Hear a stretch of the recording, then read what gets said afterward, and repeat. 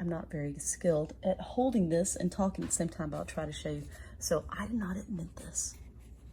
I'm sure somebody else did, but this is double needle, and it looks like a barber pole, and I'm alternating one thread and then crisscrossing it back into another signature, and I'm doing it again with the other side. And what happens is in the middle there, you can see the two colors are switching back and forth. All I'm doing is crisscrossing them and then, quote, going into this next signature. My holes are not exactly aligned, but this was on a whim, deciding to do this. There we go.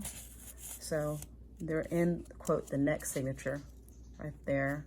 And then what I'll do is I'm just gonna crisscross them just like doing a double needle coptic stitch.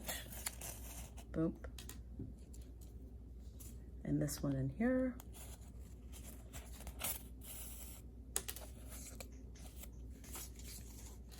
This time around, instead of crossing the red over the top, I'm going to cross the white over the top.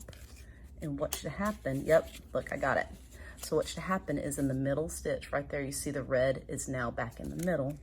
And I'm going to stick them back in the hole and just keep on going. So I'm going to try this on that next little practice book.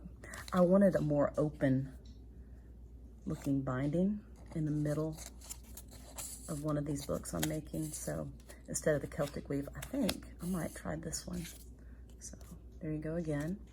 And just to repeat, going back. I have not tried this on a book yet. This is just practice on a random piece of cardboard.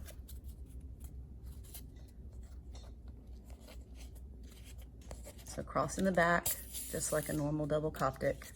And then now, last time I went over with the white. This time I'm going over first with the red, just like that. So the white is now in the middle. Then I'm sticking it in the hole, quote, in the next signature and pulling it. Kind of reminds me of the French stitch, but I think that one's with one, both. Voila, there we go. So, yahoo! Now to try it on a book.